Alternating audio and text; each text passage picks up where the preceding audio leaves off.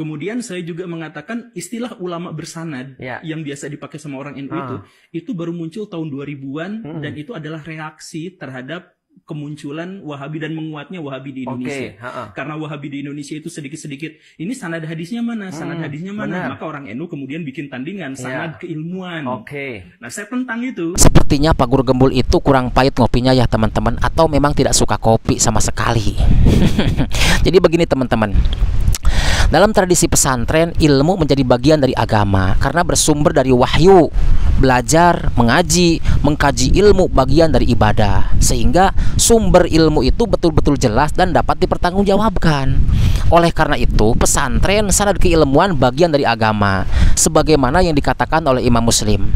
Al-isnad minad-din walau al-isnad laqala man syaa. Sanad adalah urusan agama. Kalau urusan isnad tidak diperhatikan, maka setiap orang bisa berbicara apa saja sekehendak hatinya.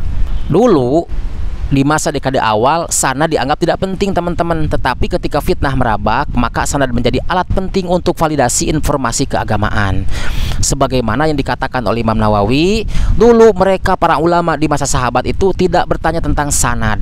Ketika terjadi fitnah, mereka berkata, sebutkanlah nama perawi hadis kalian untuk dilihat apakah berasal dari ahlus sunnah sehingga dapat diambil itu hadisnya, dan dilihat apakah berasal dari ahlul bid'ah sehingga tidak diambil hadis mereka. Sanad menjadi tradisi dan ciri khas ahlus sunnah wal jamaah.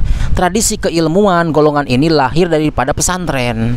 Contohnya Hadratus Syekh Kiai Hasyim Asy'ari dalam kitabnya Risalah Ahlus Sunnah wal Jamaah menyatakan hendaknya berhati-hati dalam mengambil suatu ilmu atau informasi, dan seyogianya tidak mengambil ilmu dari orang yang bukan ahlinya.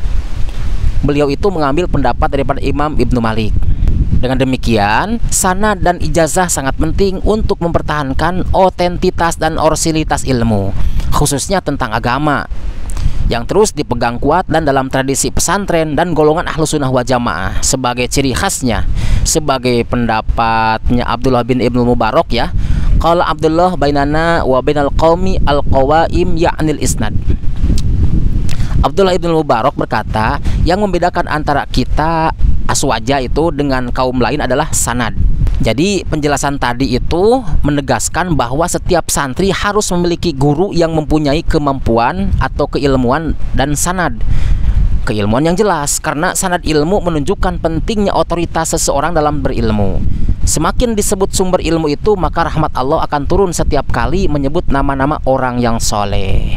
Jadi kesimpulannya, Pak Guru Gembul ini memang kurang literasi teman-teman, kurang ngopi ya, gitulah kira-kira.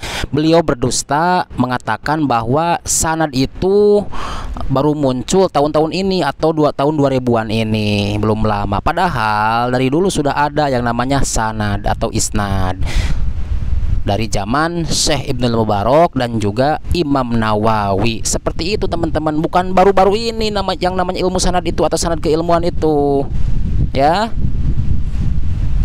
Begitu kira-kira teman-teman ya.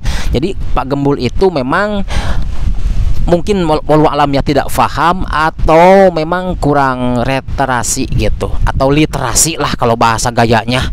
Begitulah kira-kira teman-teman ya.